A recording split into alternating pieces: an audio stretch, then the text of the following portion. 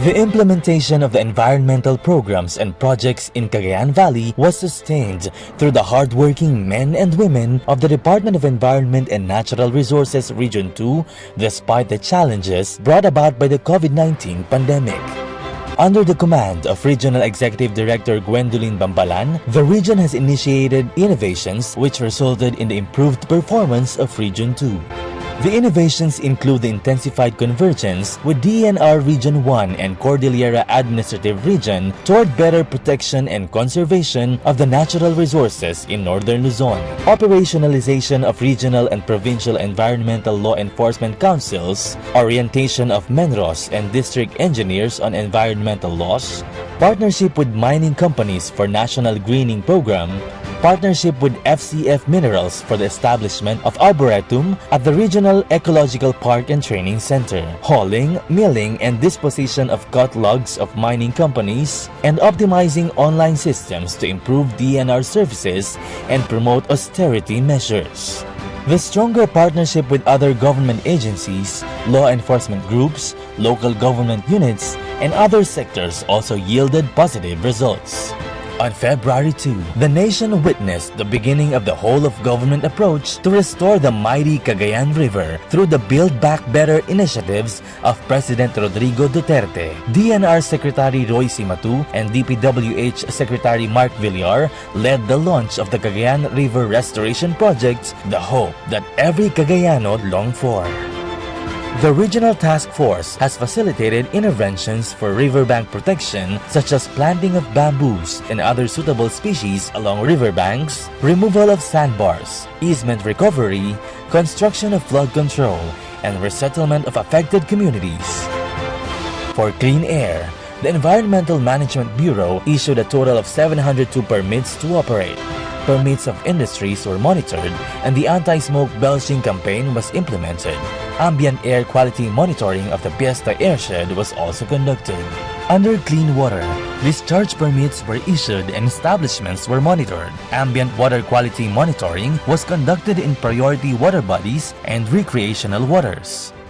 For solid waste management, sanitary landfills, materials recovery facilities, and closure and rehabilitation of dump sites were monitored.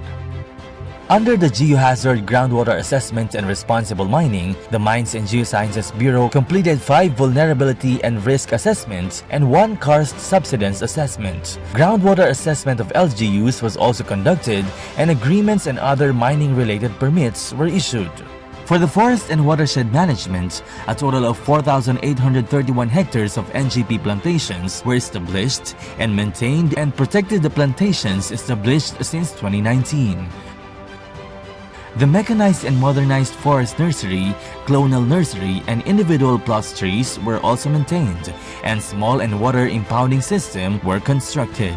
Through the Forest Land Management Program, agroforestry support facilities were turned over to LGUs and people's organizations. A total of 126 hectares of plantations were maintained and protected. The region recorded 508 incidents of apprehension. Forest conservation areas were patrolled and identified threats were addressed.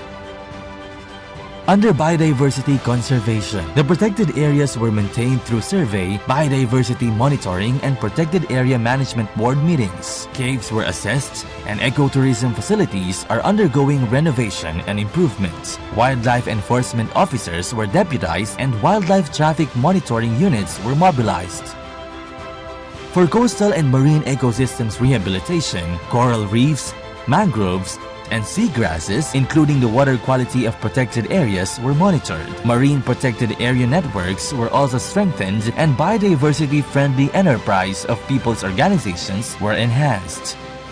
With the improved land administration and management, a total of 705 agricultural patents and 1,696 residential free patents were issued. 12 memoranda of partnership agreements were signed with LGUs. To ensure the welfare of all personnel who are at the forefront in the implementation of these programs and activities, health and safety protocols were implemented. Almost 2,000 employees were vaccinated and health kits were provided. This year, a total of 117 new and promotional appointments were issued. 22 learning events were conducted. The commitments and contributions of each personnel of the DENR, EMB, MGB, Penros, and Senros have gained recognition from stakeholders. And with these milestones, I'm very optimistic that we can soar higher next year so that we can give the highest quality of service to the public and ang ating mga partners and stakeholders dito po sa